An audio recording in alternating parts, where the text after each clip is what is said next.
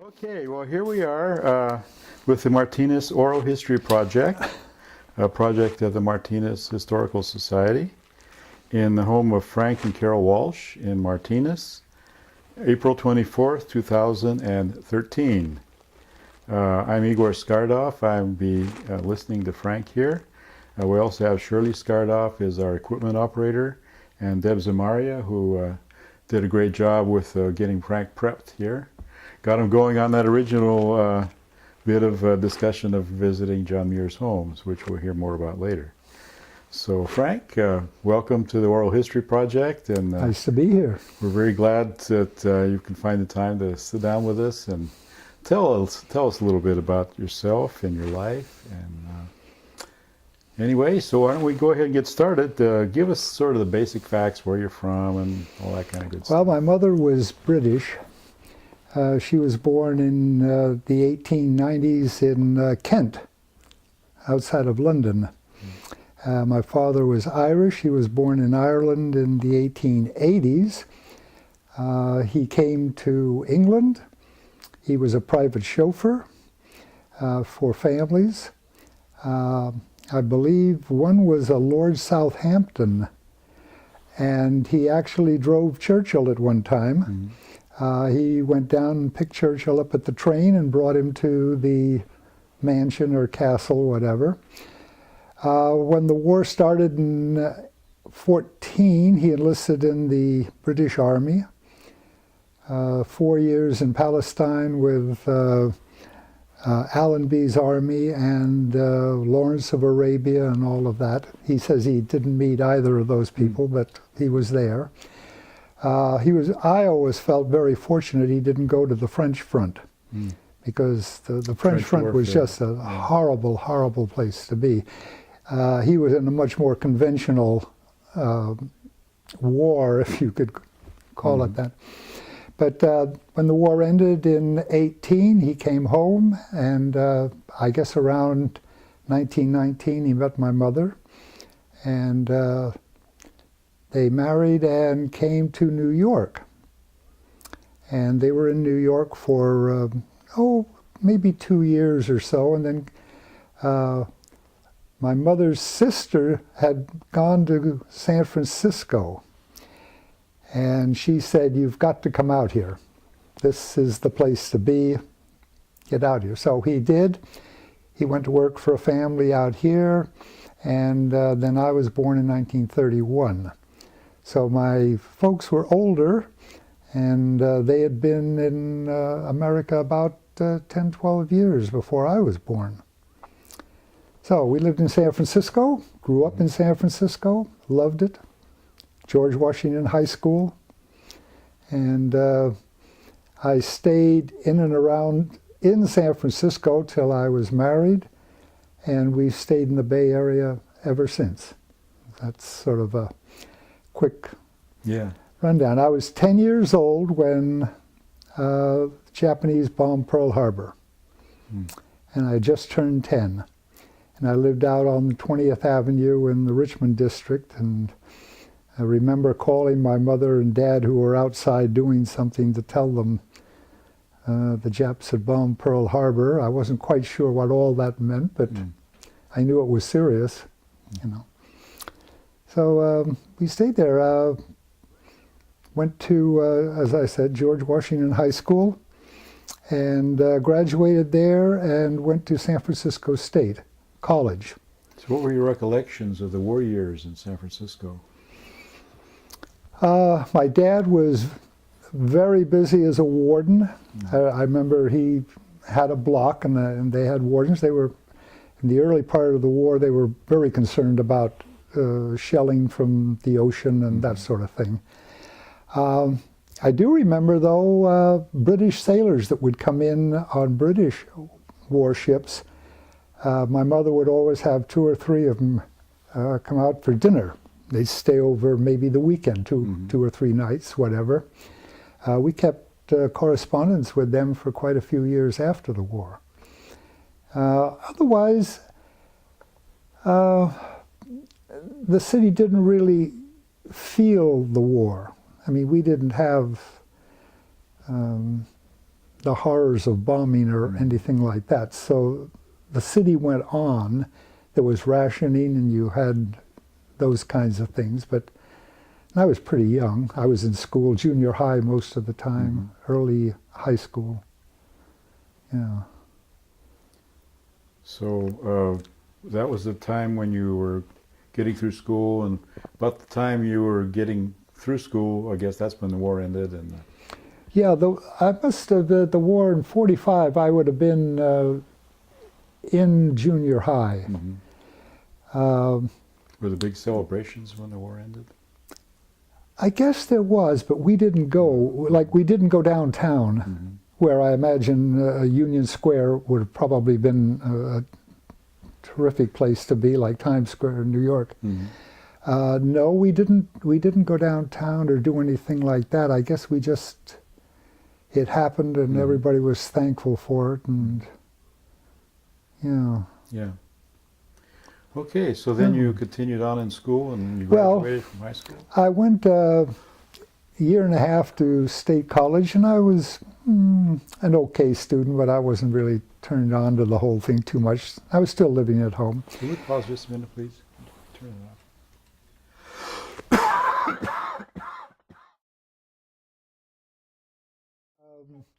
Went to San Francisco State for a year and a half, maybe 45, 50 credits. And I'm not sure why, but another fella and I went down, and we gave blood, because they needed blood for the Korean War. And then something got us interested in officer candidate school and perhaps going in the military as an officer. And this fellow and I, we went down and signed up for that. I guess we went through some physicals and some testing. I remember we did a lot of testing and that sort of thing. And then suddenly he dropped out, and I just sort of continued on. And I guess it was one day they were sort of processing it, and I was sort of in limbo, so I went to work in the summer with a YMCA camp in Santa Cruz Mountains. And I was working up there, and they phoned me and said, we'd like you to come on in and be ready to go. You'll go to officer candidate school after you go through basic training and all of that, and then you'd go to school. And I was like, whoa, you know, I had to make up my mind on this thing right there. The fellow who was running the camp years later was the president of Ohlone College. Ohlone College? Ohlone College. And we talked for a while, and I left work and went down. The day I went in for my interview, I think there was 3 captains maybe that were there, and it was in the Presidio. And I was sitting waiting my turn. There was a couple of other fellows that I guess they were interviewing also for the officer candidate school. And I remember the fellow coming out and asking me if I would mind delaying my interview for perhaps an hour or so. MacArthur is just starting his speech to Congress. So I know where I was on that particular day, his famous, you know, old soldiers never die, they just fade away. So I said, oh, fine. So they invited me in, and I sat with them, and maybe, I don't know, might have been a few others. And I'm thinking, yeah, this is kind of interesting. And of course, these guys are all military. They're very interested in hearing it. And MacArthur gives his speech, and when they were finished, I guess we took a few minutes of get ready, and we went back and had my interview. By then, I guess we were all fired up to be in the military. They gave you a bit pep talk, I guess, huh? Yeah, no, they pulled MacArthur into. Hadn't thought of it that way, but that makes a good story. But I did. At that time, I went to basic training, did all those things, went to officer candidate school, Fort Belvoir, Virginia. Now, this would have been 1951. By 52, I had my commission, and I was assigned back here on the West Coast to Camp Roberts, California. And interestingly, my assignment was to an all-black combat battalion. And I think we had 12 or 14 Caucasian officers. And I was there for several months. You had to have troop duty in the States before they could send you overseas. So this was my troop duty in the States. So what's a combat engineer battalion do? They would be with the infantry, landing on beaches, mines, a lot of work with mines, barbed wire mines, building bridges, pontoon bridges for assault bridges. So they would be in the zone of combat as engineers, like the artillery would be there. Yeah. And some of these fellows had already been to Korea and had come back and were going out. Others were like me, they were kind of new, and we were all in the pipeline to go. So, but that was kind of interesting. I think about that now, yeah, go ahead. and I never thought about, is this odd or anything? Here I am, you know, there's a dozen or so of us, and everybody else, all the non-com officers, non-commissioned officers, sergeants, everybody, entire unit was black. I think a year or two earlier, Truman had said, we're going to break this up. We're going to, better word for that. But I guess it hadn't fully taken place, because this was 52. Eisenhower had just been elected president, and I think Ike pushed it along, and very soon after that, I think the desegregation was kind of completed. But for those few months I was there with them, it was a black unit. Never had any thoughts of problem. We just sort of did our thing, and the training, it was all training unit at that point. And yeah. And then eventually went overseas to Korea. Yeah. So that sounds like that was quite a long boat ride. 16 weeks, days, 16 days. We sailed out of San Francisco from Fort Mason. And it's got to be the slowest boat in the... It probably like up here in Suisun Bay, you know, we had all the... mothball fleet ships? It was probably like one of those going over. But it was a troop ship. And I had a close friend who was sick probably 12 or 14 of the days going over, and it was mild. This was a mild trip. The other thing that was interesting, we had 16 nights and 14 movies. So they wanted to know what people would want to see twice for the movie. Ronald Reagan and Virginia Mayo in Working Her Way Through College was unanimous. That was shown again and again.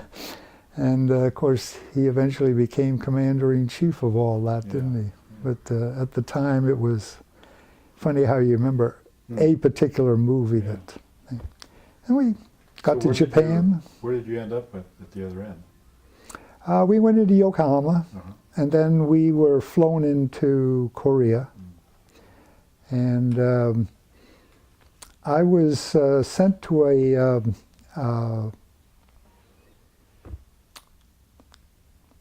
town, I guess they called them.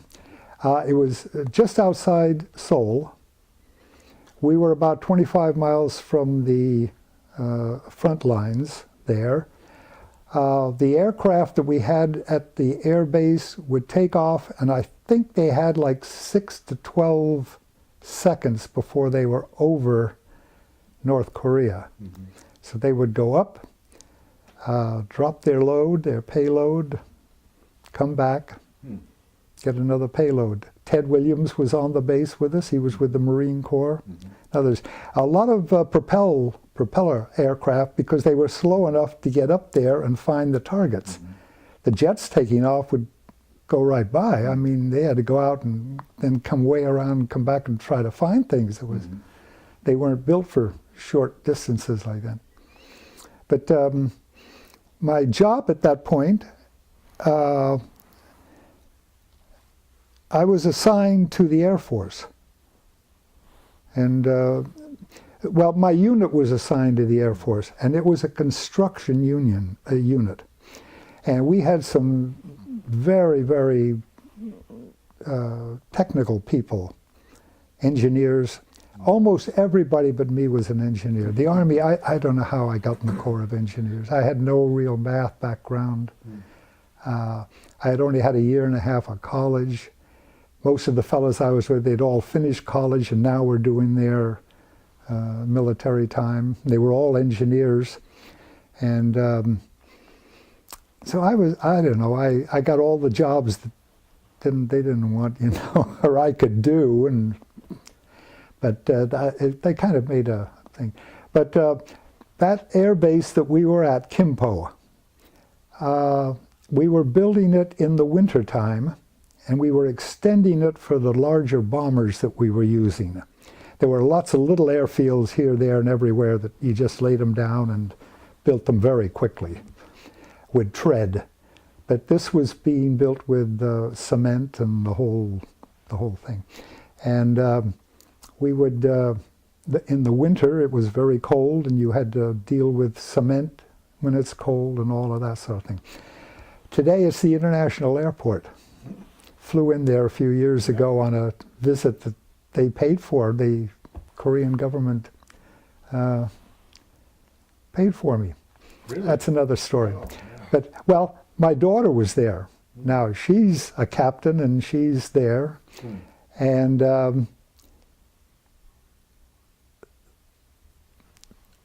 it's kind of an important story, though. What they were doing, this was '94, the Veterans Organization and the Korean government were inviting families of our military people who were stationed there at that time. So Lisa says, well, you want to come back and see the place? And I had never thought about doing that. That wasn't high on any agenda to go back there, you know. But so Carol and I, Lisa's already there, her and two of her sisters, we say yes. Make a long story short, they kind of paid for it for 5 days. We stayed 11 days. We stayed in first-class hotels. We went up to Panmunjom. We were allowed to go into areas that most people couldn't just walk into and see. And of course, that wasn't there. Well, it was there when I was there, because the war ended while I was there. But anyway, it was kind of fun. The thing that came out of it, though, the Koreans understood who we were. We came and bailed them out. And they will go the full distance to help us. You came away with that from everyone you talked with. They knew what we had done. And they had several. Oh, and then when they found out, I think, there was about 200 or so, 300 that went on this little trip that we went on at their expense. Then they wanted to know if any of us had been there during the war. And I think there were 9 of us. Oh. Our kids now had grown up, and we had been there. And I think there was about 9 of us. And we had to show that we really were there. I mean, they didn't just take your... had to get all sorts of paperwork and one thing and another. And we went, and of course they were very honorable to us. We kind of got the front row seats, and we did... You could tell, they really did. A quick aside to that, we went to a big dinner, and we were all in the foyer waiting for them to open the doors and such. And all of a sudden, just a few feet away from me, this major general at the time, comes out with his wife, and you could see nobody was there to really meet him. You know, you could tell that he was there, but nobody was. So I just walked over and said, you know, good evening, General. Yeah. You like to talk? Here's my daughter, the captain, and Lisa's like, oh my God. Okay, the point of all this, talked to him for maybe 10 minutes. Then they opened the doors, he went in. A few minutes later, he's presenting me with a big vase and a whole thing with his opposite number. Turns out he is Deputy Commander of Far East Forces, and his name is Franks. Now, I got up one morning. Persian Gulf? This is him. I got up one morning, and the radio says 4-star Franks is overall commander of all forces in the Middle East there. And I'm like, Franks?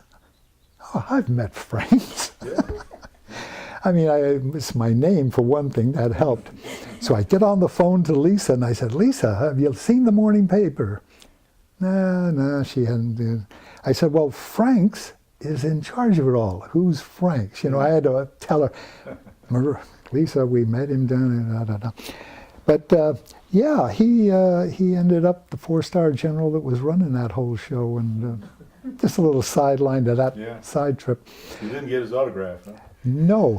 Although I had the opportunity, I did see him up at Travis Air Force Base signing his book. Yeah. And the book, the line was, of course, that's a military place, and everybody there probably feels they ought to have one of these on their shelf. And the line went out the door, and so I just sort of looked at him, and I didn't get any line. But he was, by then he was 4 stars and the big man. But we were there.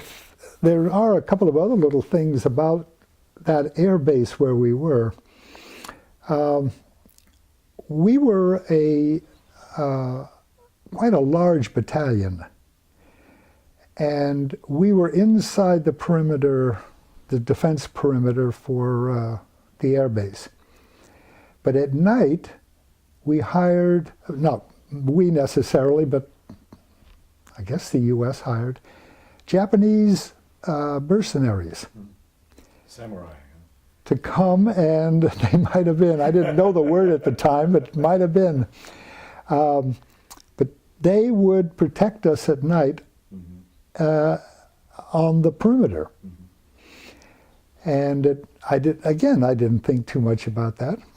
However, if you think about it, the Japanese and the Koreans have a history of hatred that goes back forever. Yeah. And maybe that's why they worked out so well. They didn't have any problem shooting a South Korean that got too close to the fence. And Carol was saying, well, gee, they're there. Why would you shoot people there? Well, they're trying to steal our oil, gas, maybe even a vehicle if they could get it, tires.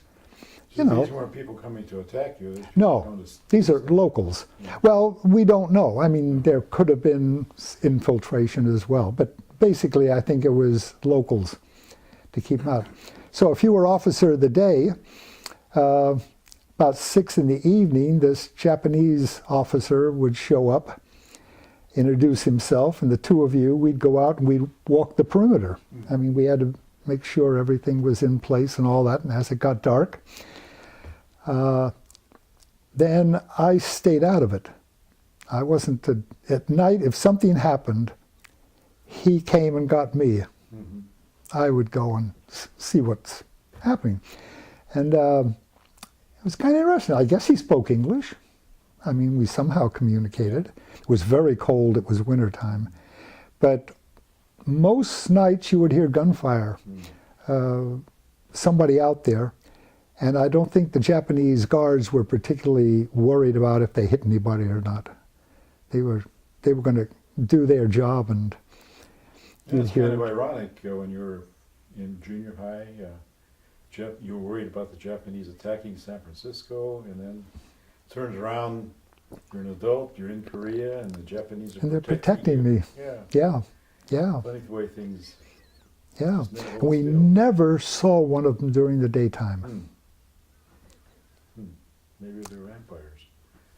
I Sorry. I don't know. Maybe that was part of their contract, Oh. because they wouldn't go into town because Well, sure. the Koreans and these guys were stuck there. I mean, they were just, that was a job. Yeah. And the other excitement we had was the Russian MiG that was flown in by a North Korean pilot. Mm-hmm. Now, the United States had been sending leaflets out all over the place trying to get one of these MiGs. I guess the rationale was the Russians are saying, we have nothing to do with it. Mm-hmm. Well, if a Russian MiG came in and landed, and it was one of them, we know it's a Russian MiG. And we wanted one, so they were willing to pay and to give preferential treatment. Guy's probably living up in Seattle now or something. But one day, all hell broke loose. The military police were everywhere. They took our cameras and pulled all the film out of every camera they could find, that sort of thing, and we didn't know quite what was going on. One of their pilots took it up, and he came in under the radar, came in and landed on our airstrip. Fortunately, it was enough there to get him in. And we had two of ours taking off in the opposite direction to intercept him. And I guess they missed him going and coming, and of course everybody went wild when he was on the ground. They cordoned off everything for miles, I don't know. And that's when they started pulling the cameras out and making a really big deal out of it. Our unit provided, well, we had hangars, and we had a lot of bright lights for construction work. And they brought those in, and they, I think, took the plane apart, filmed it all, put it somewhat back together again, put it in the nose of some big transport plane, and flew it off to Guam or Wake Island or someplace out of the area. Mm-hmm. And then the word was, if the owner wants to come and get it, we'll be glad to give it back. Well, nobody came, but we had the, kind of evidence that it was a MiG fighter, a Soviet fighter. But that was kind of exciting. And that one. Can we pause? Yeah. Did you want to leave it? I do. It was interesting. We had a houseboy, of course, Korean houseboy, and I met him 10, 15 years later in San Francisco. He was a captain in the Korean Army, and we escorted him around and showed him the Bay Area and learned of his family and what he had been doing and all, that sort of thing. Yeah. He took care of our, I guess, clothing and made the beds, and we carried the guns and he made the beds and that sort of thing. But while we were there, we began to repatriate prisoners of war. And the North Koreans would bring them down to Panmunjom, American prisoners and Canadians and whatever. And they would walk across this bridge, and it became very famous. The bridge was known there, and they'd walk across, and then X number would walk this way, and we'd exchange. Well, the North Korean prisoners were held on an island south of Korea. Now, this had some logistical problems in how you get all these prisoners of war up to that point and then, make it work. Well, the idea was they would travel by train.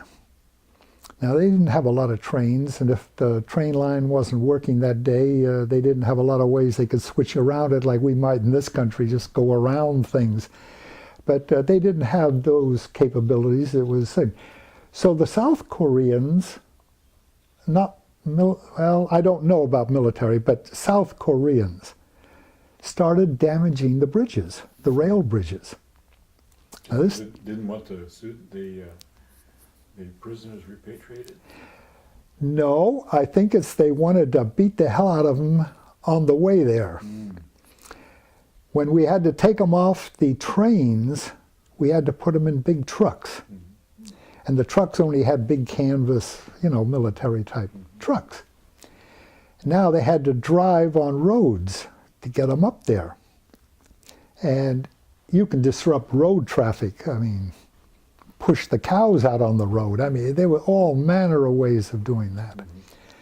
And so they would start throwing, the Koreans, South Koreans, would start throwing bricks, rocks, pipes into these vans and trucks and hoping to hurt somebody. When that van got to the next town, they've got all the bricks and the rocks and the things in the truck now, plus a few bad heads, and they're throwing them back out at close range now. We're 15, 20 feet away, and they're throwing them at the South Koreans. And we had, you know, you had the makings of a little war. Fortunately, none of them.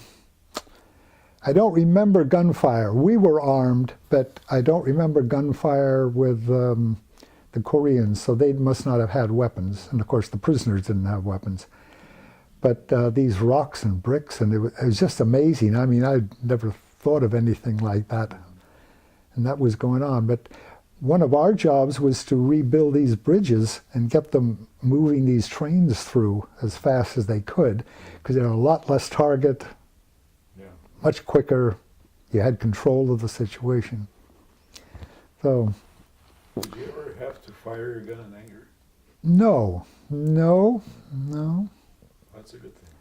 Carried it all the time, and we were very careful where we were. But we let the Japanese take care of that immediate problem. But it was, yeah. But the war ended in the late spring, early summer, '53. We were there for a year. Our rotation was a full year, and they did it almost to the day. So I came home towards the end of '53. By the time I got home, the war was a thing of the past. It wasn't like the Vietnam War, where they were almost treated like villains, the Americans, some of them. And of course, World War II, you know, the victorious army. We were coming home in little groups of people there, and I remember I didn't have a girlfriend or anything at that time, and I went back to school. I managed to get back in time to get in the spring semester of '54, I guess. And I don't think anybody ever asked me where I'd been or what I'd done. It was sort of nothing. I didn't realize that till just a few years ago, when people have been writing about it and talking about it and that sort of thing. So there wasn't much reaction one way or the other. You just sort of came back and it was over and picked up the pieces and moved on. Yeah, and for me it was very easy. I went home. In that, just a couple of months after, I met my first wife at a New Year's Eve party, and went back to school. How did it feel to sort of be the invisible veteran, if you will, when you came back like that? Didn't think about it. Yeah, not an issue. Didn't think about it. It wasn't happening to others. It wasn't something that was being written about. I mean, yeah, I didn't really think about it. You're young, you know. Yeah. God, I was 21 at the time. And so I just went back to school, and I was on athletic teams, and I just got back to where I was, and I knew a few people from before, but mostly new people that I was meeting, and grades went up, and seriousness of the school went up. Yeah. Probably was a good thing for me. Yeah. I don't know that it would have gotten any better if I had stayed right straight through school.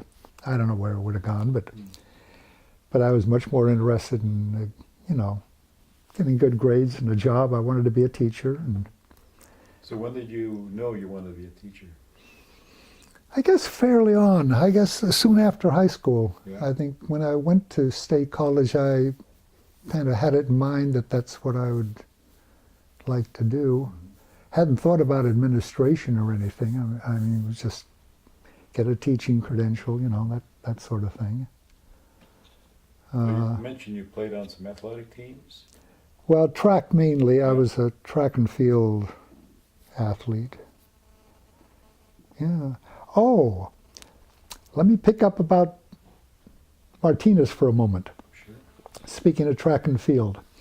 When I was in high school, there were only 2 or 3 big track meets on a weekend in Northern California. Today in Northern California, you could go to 2 or 3 big meets on any weekend. I mean, it's just that big. So for us in San Francisco, there were no big meets that were held during kind of the preseason. But there was the Martinez Relays, Yeah. the Cal Aggie Picnic Day up there at Davis. Yeah. And so teams from San Francisco would go to those. So I was in my senior year, I guess I was a sprinter and hurdler.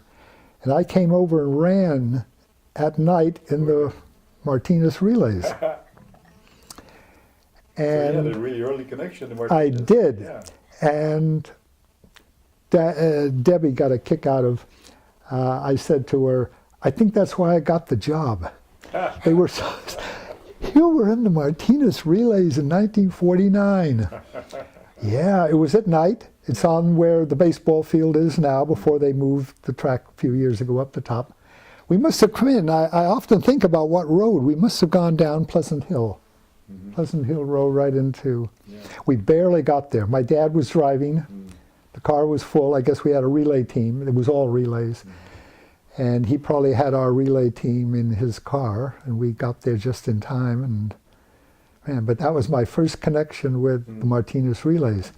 My second connection, when I got out of college, got a job, I was a track coach for a couple of years at Mills High School. And Cappuccino and Mills High School. And I took teams to the Martinez Relays. I thought, these kids ought to have that experience. Yeah.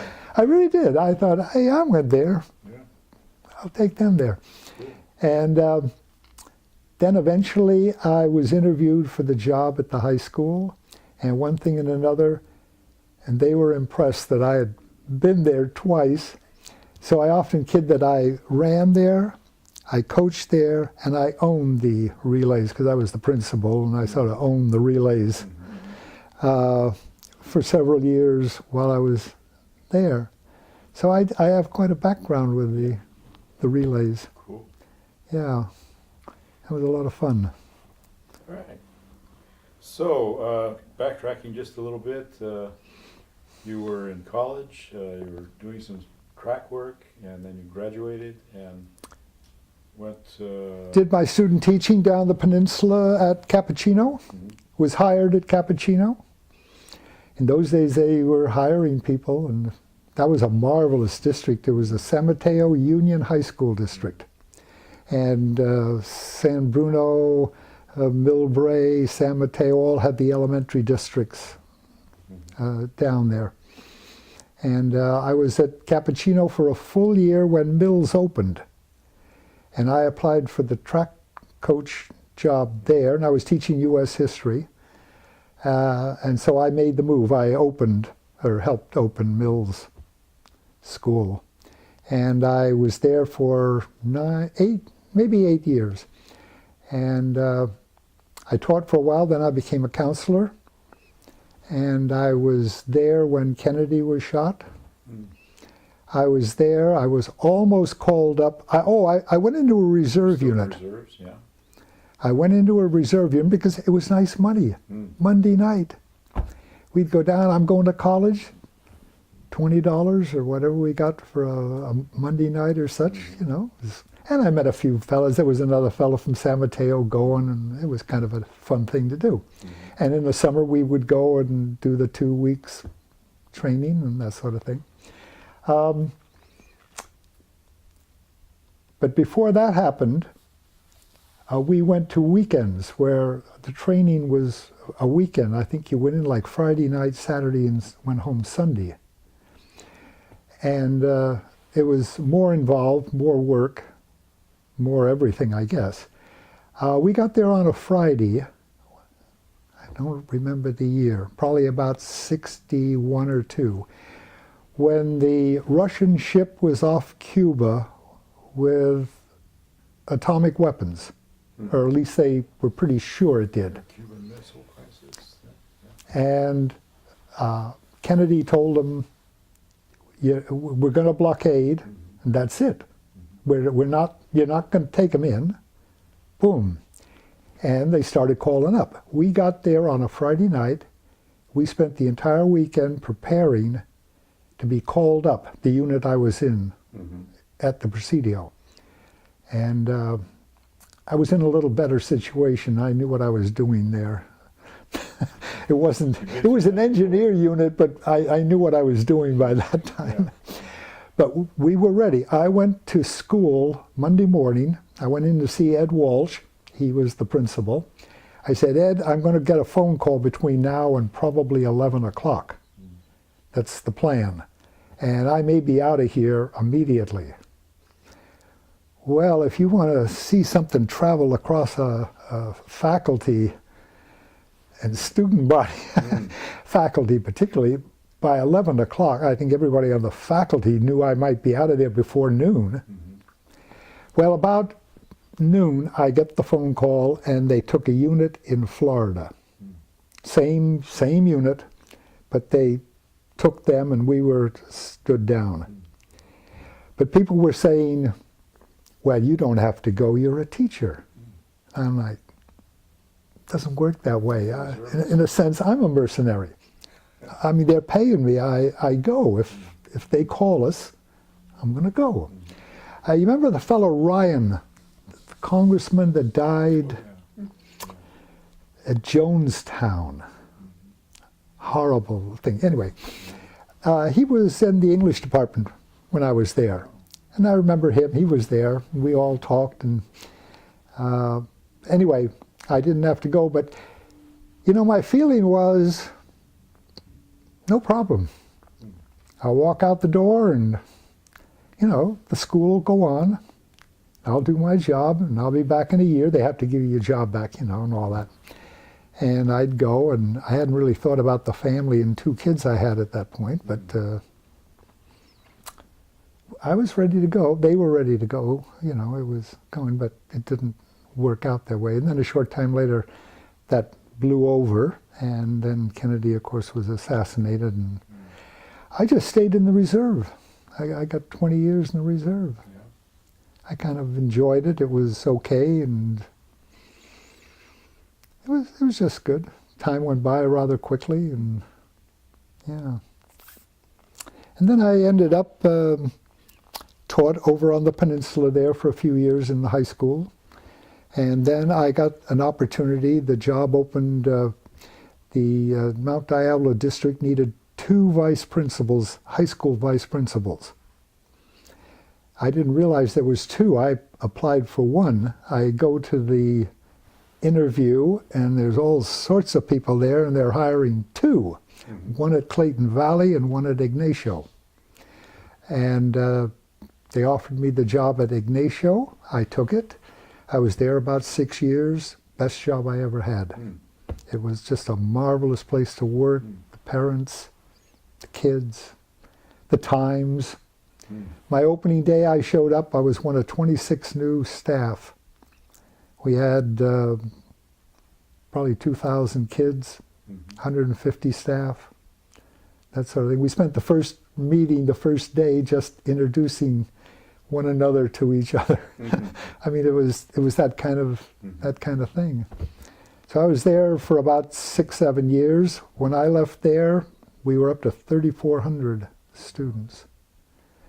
But What it was a it about great that- job. It About was that made that such a great job. the principal, Yeah. Ernie Watzke, opened the school. I guess I got there about the 4th year that it was open. Give or take maybe 5. I'm not sure just how long, but it hadn't been open much more than 4 or 5 years. He was a very excellent administrator, and I fit in very nicely. When I left, I think there had been 11 of us leave for principalships somewhere in the Bay Area. We had sort of a principal college there, huh? Yeah, Yeah. it was amazing. And he didn't expect you to stay long. I mean, by long, 3 or 4 years. But he hired me because I had the counseling background. And that's what he needed at that time. And I got the whole department. I guess there was maybe, we had a dozen counselors at that time in the whole department, and that was it. Other people had other skills. Well, there was only 2 vice principals, but we had other staff that had things. But he was just very good at that. And I started seeing people go off to other jobs, and I thought, gee, maybe it's time I ought to Yeah. look around. Is- And the is he still opportunity around? came over. Is Ernie still around? He died about a week ago. Really? I was just telling Debbie because we had somehow mentioned him, maybe in the same context that you, what made it a job that was a favorite job. And it was Ernie Watzke. And he died just after I had been with Debbie a week or so ago. They're going to have a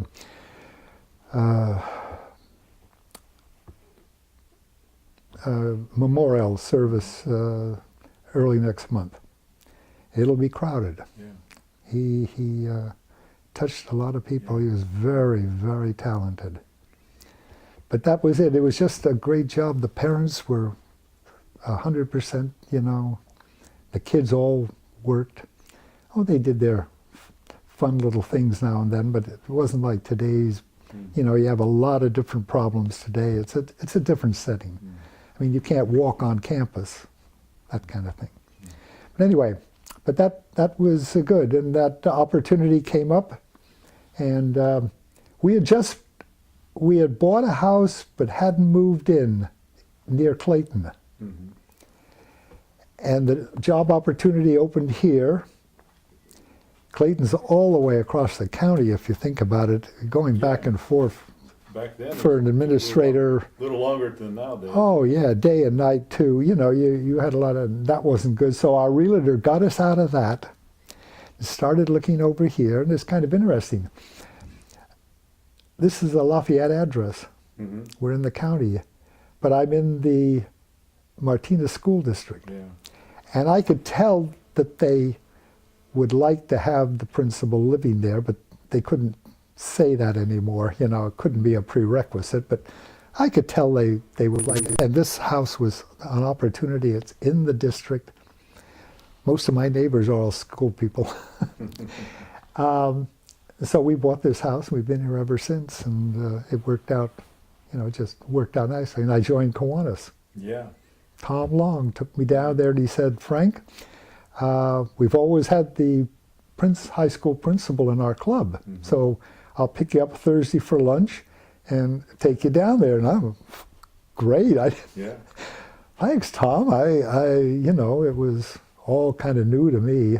So when was that, right? And well, that would have been 72 Yeah. or so. And when he said we've always had the principal, it's kind of interesting. It was Gren Jones, who had been principal for 28 years and a member of Kiwanis. So yes, they did. They always did have the principal in their club. Well, you've been in there pretty much that length of time. Right? I'm going on 45. I guess Yeah. this is maybe my 45th year, 45th 45, year. 44th, 45th or so. Yeah, and that's been wonderful. So That's been, you've seen this club change yes. over the years. Back then, it Yes. was all guys, wasn't it? That's right. That's right. And I think it's been a real positive factor that we have women now that are part of the organization. They've been they contribute marvelously. Yeah. They bring a different view and they contribute, and it's marvelous. Well, it wouldn't be nearly as rich an experience. Yeah. Yeah. Our area, at conventions and things, we directed our people to vote for women coming in. Mhm. But it did take several votes over, I don't know, maybe a few years, I'm not sure, before it finally passed. Yeah. But and go along that very same line, though, I've always been very proud of the athletic staff, particularly at Alhambra. We were in the Foothill Athletic League. I think there were about 10 schools. Ourselves, all of the Akalani schools, one or two of the Diablos were in with us. Antioch, Antioch and Liberty. Liberty was in with us. It was an odd conglomeration. Anyway, it was my year to be president of that group, that league. And that was the year that the women came in. The girls came in under Title IX. And we had a male commissioner who really did all the work of the league. He was a paid person. We were a board of directors, the principals. It was my turn to be president. And he pretty much ran everything for us. He was very positive about it, and one of our gals from Alhambra, now I guess I kind of brought her with me, was one of the early well, I don't think she was maybe a co-commissioner, but she worked with him and worked with the board. She worked with us. And I was very proud how everyone in our league accepted the women, the girls, immediately. Yeah. Full bore. I It was mean, time. everything. Yeah. None of the schools dragged their feet. None of the coaches said, we won't play, Yeah.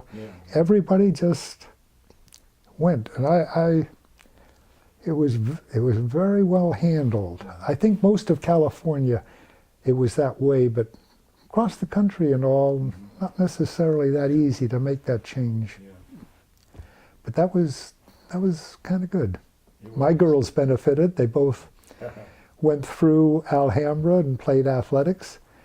They both had Kiwanis scholarships when they graduated. And so we've had a tie to the Yeah. Kiwanis Club. Kiwanis scholarships, what a deal. Yeah. Cool. Okay, well, we've got about 5 minutes left on this tape, Frank, so we can put in another one. What would you like to go to? Maybe you can just give us a little bit on your Dunbar experience. Oh, yeah. Well, let's see. It was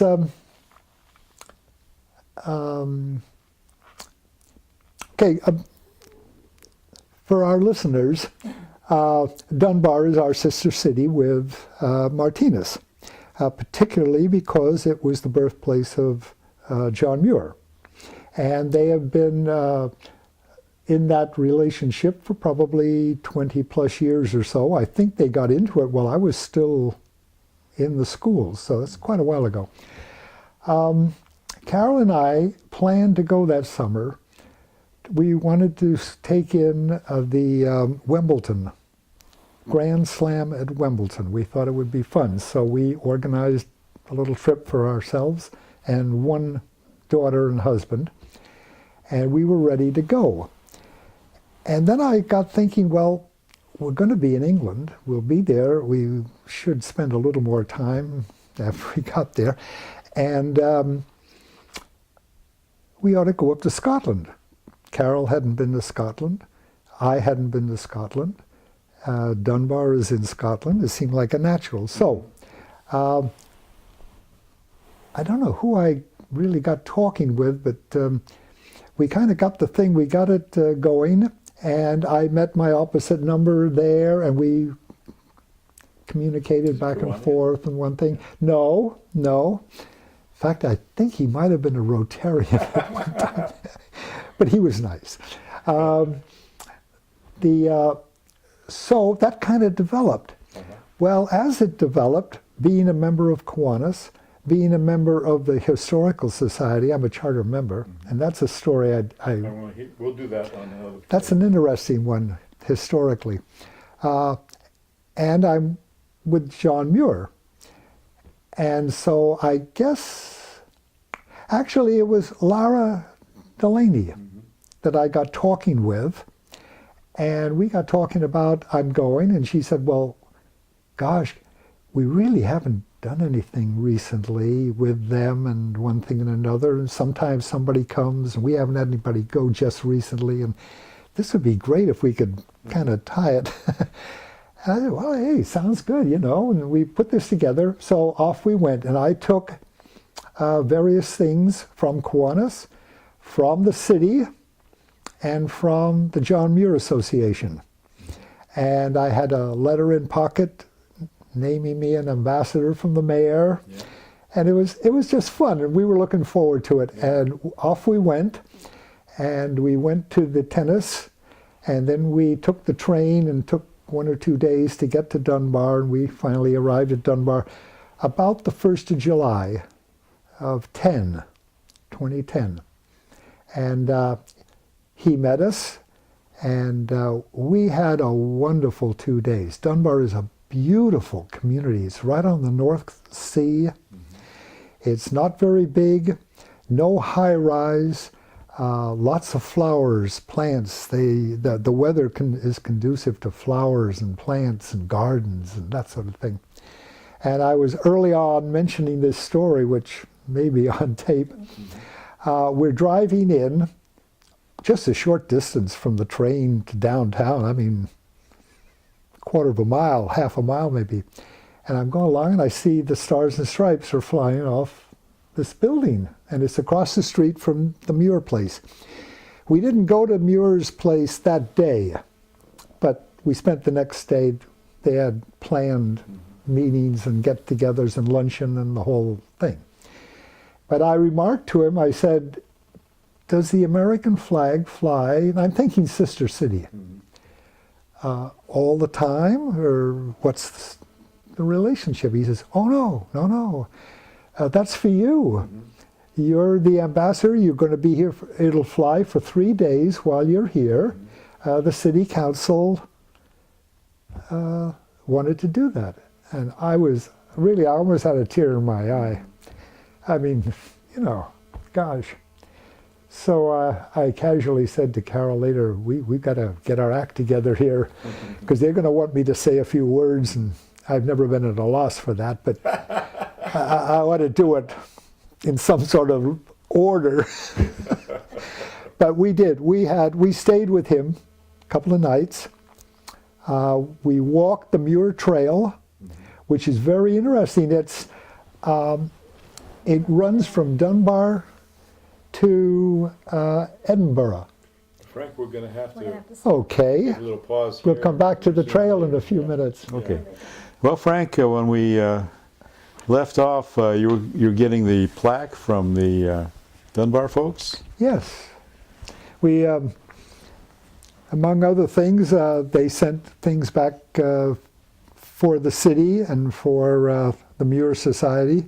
And Carol and I got a lovely plaque that designates us as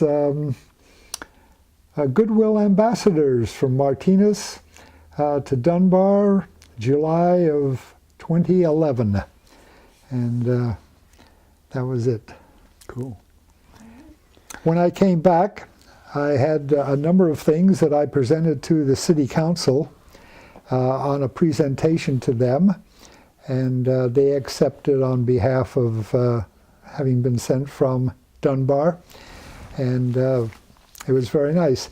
We were just mentioning, and I wanted to mention the Muir Trail.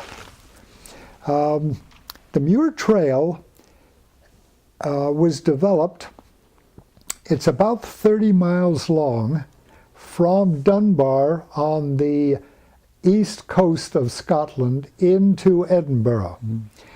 And they were very pleased that it had been connected all the way just recently, a little earlier in that spring. So Carol and I and others, we walked it, not the whole distance, but we did a ceremonial walk on the Muir Trail for quite a ways. It was a beautiful trail. It's right on the coastline.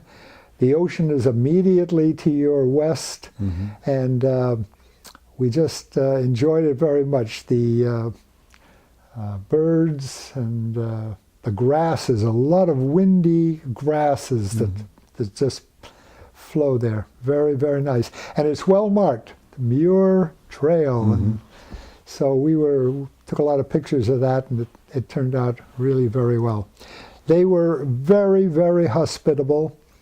I urged the city council to really make an effort to continue our relationship with them as a sister city, because they're really into it. They have developed a marvelous historical space there, a gallery. It's 3 stories high with an elevator. It's first class. It's what you would find in the best cities for a museum like that. It was really very well done. I believe Prince Charles had visited there a year or so earlier to kind of nominate it or to see it when they had finished all the work on it. And they are very interested in hosting and continuing with that. It's very, very interesting. We exchanged gifts, and we had a lot of fun being ambassadors. And I reported to the city council and talked to some other groups about our visit. And it was very exciting. I felt very proud to be from Martinez and what we as a community do, and what the association and various clubs such as Kiwanis and others that support the Muir Home site. It's really, we can be very proud of it. Good. It's very, very nice. Yeah. And of course, the Historical Society. So well, tell the us about how that Historical got Society, started. yes, Yeah. I sort of represented them too. It's always been fascinating to me that I am a charter member of the Martinez Historical Society. I would have thought a historical society would have started in the 1900s, maybe 1920, something like that. They would have gotten it started because it was a primary city along the waterfront here, the Delta. But the organization got started in 1976. I think what had happened prior to that is many of the movers and shakers that were interested in history and museum type history were giving their efforts to the County Historical Society. Johnny Bray, Wake Taylor, people like that. And I'm guessing, I don't have evidence of this, but I think along about 1976, somebody, well, across the country, we began taking awareness of our history because it was our 200th anniversary. Yeah. And I think everywhere people began thinking a little bit along the historical lines of their communities. And I imagine that one day somebody might have said in early 76, gosh, we should have a historical society, or at least begin thinking about it and saving our history. That's the simple version. A few months later, we had a historical society, and I had the pleasure of joining and being one of the first members. Now, I had just gotten to the community, hadn't been there very long, and the high school was just filled with memorabilia. And being an amateur historian, I kind of recognized that this was good stuff for museums and historians. So I gathered up some of the boxes that were there, handwritten documents in the PTA and things like that. All sorts of records and financial records all in hand and that. And I got them all down to the new budding Historical Society. They're still using them. Mm-hmm. So it was a good match. Yeah. I happened to see something that I recognized I thought had some value, and it has been used. So I am a charter member of the Society. There you go. And excellent. Well, we're honored that you've been able to get recorded here. It's part of the process now. It was a lot of fun. Okay, Frank. Well, this has been just marvelously interesting and enriching to hear about all these great things. I imagine is there anything else that maybe we may have overlooked that we might want to touch base on? A couple of years ago at a city event, I made the comment that it's not hard to want to do things in Martinez. It's not hard. The nature of volunteerism in our community is there. Mm-hmm. And so if you're at all interested and you join a club like Kiwanis or some of the other service clubs, the Muir Society, and so on, it's very easy for you to become involved and get involved in the volunteer aspects of Martinez. And I think doing that has just given me and my family a great deal of fun, great deal of adventure. Who else has been a ambassador to Dunbar? Yeah. You know, it's kind of fun. Yeah. And we've really, really enjoyed it. And I'm looking forward to years more of being in organizations and participating in these kinds of activities. It's a lot of fun. Okay, Frank. Well, we've had a really good time with all this wonderful historical recollection and all these first-hand accounts of these interesting things, people you've met, places you've been, various interesting ways that then you cycled back again to the same place several times. You do. Yeah. So. Oh, thank you for having me. Our great pleasure, Frank. Bye now. Bye-bye.